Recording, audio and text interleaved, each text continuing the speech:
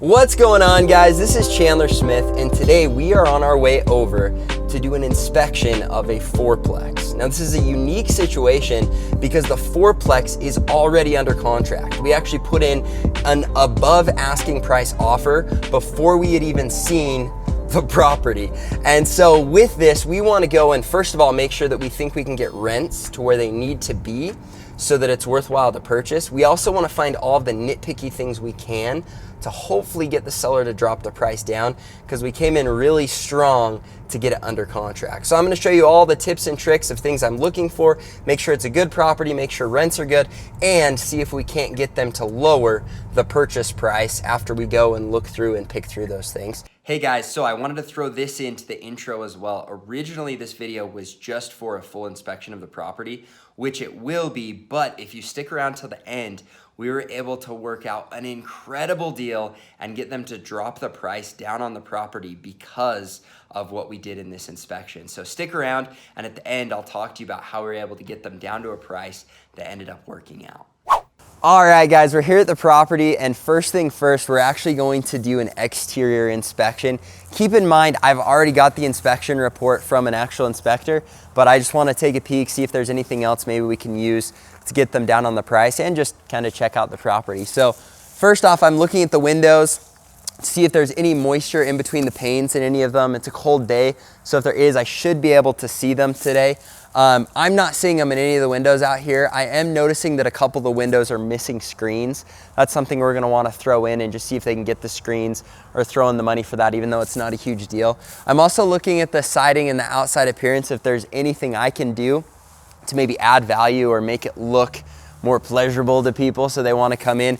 Honestly, the landscape's good, the tree's cute, it's already got shutters, and it's really a clean looking building. I'm not seeing anything that I would immediately change or that we're having any issues with. We already had the inspector out here and have checked out the foundation. It doesn't look like there are any issues, and it's kind of just a slab. There's no basement or anything we have to worry about. When it comes to the pavement and the sidewalks, you're definitely seeing this droop here. However, it's nothing that's causing any damage with the foundation, and it's nothing that I have to fix anytime soon. And luckily it's going away from the building, so I'm not worried about any moisture coming back into the building. It's just kind of looks funny, but it's really not a big deal. We'll walk around the outside. Honestly, the yard's pretty clean, and so I like having the extra yard. It's got a little playground out back. Probably a little bit of a worry for liability, but I'm not gonna stress it too hard. You've got your separate meters that all looked clean. Now I'm just checking siding for any issues or problems. I'm also checking the windows. It all looks clean. If you've got any major issues with the siding, that's another thing we can use to try and drop them down on it. Now, one thing that you don't really think about is just lawn care. I wanna check on it, especially with the leaves. It's a little bit of an extra expense, but again, not a huge deal. In the back, now you can see here the moisture in between the panes. That's one of the things I was talking about. This window is no BN, and you want to bring that up and kind of add that in on your most expensive windows to try and get them to come down on the prices. We're going to want to make sure we mark that down and see if there are any other windows that have that issue. Now, if you look up here, this other window has got some of that in between there as well, and maybe a little bit on this window. This one's really bad. You come up, do you see that between the windows? It means you've got issues with the seal or something else. And so we've got 1, 2, 3 windows. What I would do, honestly, I'm gonna say there are probably 4 to 5 windows. We'll come back through and count them, but I'm gonna put that in the inspection of, look, these windows need to go. They've got that issue. We're gonna end up having problems. I need you to come down on the price because of these windows. And then I would go and check prices on windows and put a budget for that, because I don't want them to come and put in new windows. I just want them to come down on the purchase price. Okay, one thing over here, it looks like maybe someone had a grill and you've got some melting. I don't know if that's a grill or something else, but this is something that I'm gonna complain about, just issues with little siding things. And honestly, I'm getting pretty nitpicky at this point, just because it really is a clean unit. None of these things are things that even need to happen immediately. They're just things in hopes of getting them down on the price, because we had to lock it in going against competition, and now we're wanting to whittle them down. The thought process behind that is it doesn't hurt to ask, all right? We're in a tricky situation with these because these units are renting right now between $650 and $700. Now for this property to make sense for me at the current purchase price, I need to get rents all the way up to $825, $850. And honestly, I'm hoping $875. Now I know a lot of you are thinking, holy cow, Chandler, that's a huge jump. That's a good $200 price increase. You're not going to do that with the current tenants, all right? You're gonna see how far their leases are and either work something out to get them to raise them early or get them out early. Because then with the new tenants or with the current tenants at the next opportunity when their lease is up, then you want to make the bump. And the big thing with purchasing a property like this, especially in that competitive situation, is I either need to find a way to get them to lower the purchase price or find a way to increase rents so I can get to my desired return. If I don't think I can get to my desired return by doing one of those two things or a combination of those two things, then I'm not gonna purchase the property. And so you've gotta find a way to make sure that your numbers are going to work. Now, a lot of people are gonna think that that's scary, trying to raise rents, but the reason I'm comfortable doing that is I have other properties here. I know where I can get them to. You're not gonna wanna gamble and say, oh, yeah, I'm gonna buy this and raise it $200. If the market isn't supplying that for you, it's not gonna work. You can have them $200 higher, but if the market doesn't support that, you're never gonna get them filled. So you've gotta make sure you understand the market and you know that's something you're gonna be able to do. Otherwise, you need to not purchase the property or get that price lower. Other thing, parking looks good. I'm not gonna have any major fixes in the next little bit when it comes to redoing the parking, redoing the sidewalks. Everything looks really clean, so let's look inside and see what else we can find. Gary's gonna take us upstairs and we're gonna go check out this unit. You know you've got the right realtor when he shows up in sweats to look through the property with you. These aren't just sweats, these are Nike Force Ones. So on this unit, it's actually vacant. We don't have people like watching us as we're going through it. So I'm gonna go through what an inspector would usually go through. Now, just because I'm doing this doesn't mean you shouldn't get the property inspected, but I'm just gonna hit some of the bigger points that they're gonna be checking for so that if you do for some reason wanna try and do it without an inspector, you can try sending it on your own. However, there's still stuff that I don't know and I wouldn't feel comfortable purchasing a property when I could pay an extra $200 to have a professional inspector come through. Another thing I usually do is rather than paying for a full inspection, I'll get an inspector I'm close with, I'll call them up and I'll say, hey, what do I have to pay you to just walk through and give me notes on what I need to do for an inspection? Because a lot of times they don't want to write up the whole inspection. That's the most tedious part, and you can work a much better deal to just have an inspector come, walk through the property with you, show you what they would point out anyways on the inspection. You take notes on your phone and you're good to go. Now, it might be a little harder to send to the buyer, but with me, I still just send the notes and I say, look, this is what we found, this is what it's worth, and so what can you do on price or whatever else. So first off, when you walk in, you're always filling the floors to see if there's anything weird, any holes, any dips, any bends, anything that might be weird. And that, if you do have those issues, again, I would want to get an inspector. However, for me, I'm just feeling everything's been super level in these properties and I'm not worried about anything there. The next thing is all of this is electric heat. So you're gonna go through the whole property, you're gonna find where each of these cadets are, you're gonna crank them up, and then you're gonna make sure that you've got your heat coming out.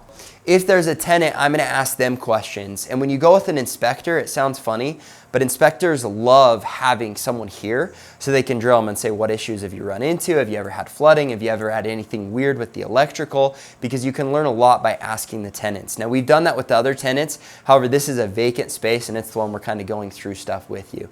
The next thing is when you come in, you're going to want to check the washer and the dryer if they're part of it. Just make sure they're still working. We've already done that, so we're not gonna go through it. The other thing is you're gonna wanna come in and check everything that's going. You're gonna wanna make sure fridge is still going and cold. You're gonna wanna turn all these on and fill them and make sure all your burners are working. Check your dishwasher. You're also gonna wanna flip on the water and make sure that you're getting pretty instant heat.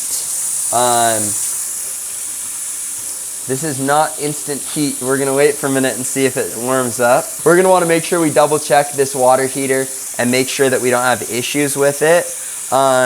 This has been sitting vacant and now it's getting warm, so I know it works. I'm not too worried about that because nobody's been in here for a minute. We've checked all the other ones and they've been pretty quick. You're also gonna wanna check your disposal, and you're gonna wanna look under and see if there's any signs of any kind of water damage. You're gonna wanna do that with all the sinks, and you're also gonna wanna be flipping on all of the lights, and again, checking the cadets as you go to make sure that you're getting good heat. Now, as you can see over here, we definitely have issues with the carpet. This is one of those things that you would definitely wanna come back with when it comes to the flooring and say, look, like I had no idea I'm gonna need an extra $3,000, $4,000 to replace the flooring. They've already included that in our deal. And so we're looking for other things still. The next thing in the bathroom, one of the big things that I'm looking for in the bathroom, again, we're gonna check the heating, you're gonna mess with the lighting. You wanna make sure that all of your fans work. With these tubs, I like to make sure that they work, that the plugs work, and then that there isn't any cracks or anything, because I don't wanna have to replace all that. Make sure, because a lot of times with these, if you drop something hard enough, you can get a dent and then you end up with leaks. So you're gonna wanna check for water damage. Make sure that all of that is working and you're good to go. You've got lights out, but electrical seems to be good. I'm not seeing anything I'm worried about for this unit. Now in here, this is a very small bedroom. This definitely is going to affect rents. And so with this situation where I'm looking at a higher rent, this is something that I've got to take into consideration. Even though this is a 2-bedroom apartment, there are a few people that want this as their second bedroom just because of how small it is. And in here, there's not a whole lot else. We already checked the cadet and it's looking good. The other thing is you want to make sure you're good on whatever current Wi-Fi. This has all been updated, so that's not something that we're worried about. And then this is the master bedroom. It's a little better, but honestly, I'm a little nervous just because of the size of the bedrooms. All right, the next thing you want to make sure that you're checking is your furnaces and your water heaters. However, this doesn't have a furnace because it's all electric heat. That's why we were checking all the cadets. Now, one of the big bummers with electric is, first off, it's going to drastically affect your rents because in an electric unit, people know they're gonna have to pay a lot more in utilities. The other major bummer with electric is your water heaters do go out a lot faster. For some reason, when you're dealing with Idaho hard water and you've got an electric water heater, they just go through them a little bit quicker, and this is an older one. Now, 2 of them have been replaced in these units recently, but we've got 2, this one being one of them, that is going to go out soon, and we've got to make sure we take that into consideration when we're looking at the building and potentially even into your negotiations. The last thing, I've showed you a couple big things that you can check for. You can also look in your ceiling, make sure you're not getting any drooping, any leaks, anything that's uneven that you're worried about. Same with the walls. And then you just want to get super nitpicky with finding the things that you can hopefully bring down the price. A lot of those I found on the exterior, which we'll go into. Now, I am telling you, even with going through all of these things, you can do a pretty good inspection. However, I still suggest getting an inspector to come in. I'm looking at these saying, what can I rent them for? Are there any major issues? Are there any major expenses? However, there are things that I would still miss even after doing this for years. And that's why I love bringing in an inspector to just double check that there's not anything big I'm missing. Because dropping a couple $100 is nothing if you miss something big that could end up costing you a couple $1,000s. The one last thing that I would suggest doing with every inspection is having a professional come in and check your drain lines out. Any building that's older, you want to make sure that your drains out are good, because that can be a huge expense that you don't want to get hit with a couple years into purchasing a property unless you're planning on it and you've moved your purchase price accordingly. One other thing I want to hit on that inspectors will do is they'll check to see that the plugs are done correctly with the GFI. There's this weird way when a lot of the older homes that gets messed up. I don't worry about it. You can do research to see, but a lot of times when you go with an inspector, that's going to be an issue, but it's not a deal breaker. It's something you can throw in to try and bump down the price though. All right, another big thing you always want to check is your windows. Now, when I'm looking at windows, I'm looking at the seal. I'm also looking in between the window panes to see if there's moisture. Now, this means you've either got cracks or you've got a seal that isn't good, and this means the window is bad. Now, I'm gonna use this to say, look, we've got issues with the windows. I'm gonna need to buy new windows. However, that doesn't mean I'm going to immediately go and buy windows. It's to help me get them down on the purchase price. And it is a big deal if it's something you're living in. But when people are renting, they're like, oh, there's moisture. What does it matter? All right. The thing tenants will get kind of frustrated with is when you get moisture in here. Now, a big reason for this is there's moisture inside, there's cold temperature outside, and so you get that perspiration on your windows. This can be solved if they keep their moisture on the inside down. A lot of times people will shower with the door open, the moisture comes in here, it hits the window, it drops down, and you'll even see some properties where you've got a bunch of mold build up here. The other place you'll find mold buildup is in the bathroom when they leave the door closed, and then you get it on the ceiling. So if they can leave the door closed and make sure that they have the vent on, that's gonna be the best solution. However, that mold or this water damage you can see here isn't a big stressor. You just need to tell the tenant how it's created, tell them what to do, you whip it off, you paint it. It's not a big worry. However, it can be something to use as a little bit of a scare tactic to get them to drop the price when it comes to your inspection. But for you, don't worry about those things there or in the bathroom. It's not a big deal and something you'll see in a lot of properties. Do use the windows because they're a bigger expense and you want to push to get them to take that expense off of the purchase price, even though you're not going to immediately change the windows. You can kind of put that into the back pocket or use it to get your price down to where it can work.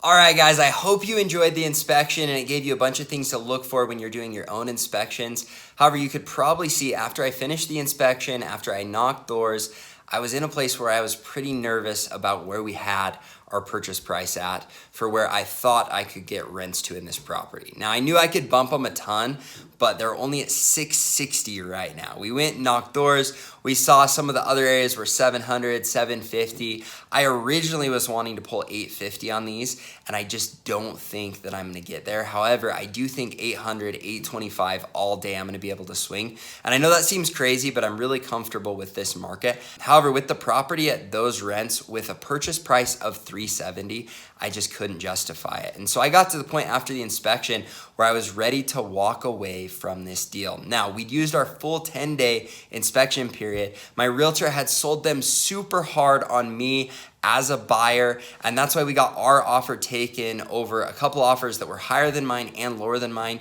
because we said, look, we're gonna come in, we've got financing, we're ready to roll, we're serious, we know what we want. And so it was a tricky situation because it's uncomfortable to say, hey, actually the price we said we're not comfortable with and we're gonna have to back out or you're gonna have to bring the price down. But that's exactly what we did when we finished the inspection. We had my realtor call, get their realtor on board. We sent in the correct paperwork to say, look, we need $10,000 more off the purchase price to make this work and we're ready to go. And I really thought we were going to have to walk away from this deal, but they came back and said, you know what? All right, we'll do it. So we went from putting in an offer and getting it accepted a good $5,000 above their asking price. We now have them $5,000 below their asking price. So I am pumped because we were able to get it locked in. We were able to get $10,000 off. And I'm really hoping this inspection helps you to know what to look for when you're doing an inspection. And I hope this experience helps give you the confidence to put in offers, to get stuff under contract, to go do inspections, and then to go and say, look, this is where we need to be to make this work. Because honestly, I was even nervous about doing that. It's uncomfortable, but it has paid off in a huge way. So we're gonna get this all done, and I'm sure I'll do a future video about this apartment and how we're able to get rents up. But in the meantime, if you enjoyed the video, push that like button, subscribe to the channel, and I'll look forward to showing you a ton more in real estate to help you to create a huge passive income for yourself. Thanks so much, guys. Have a great day.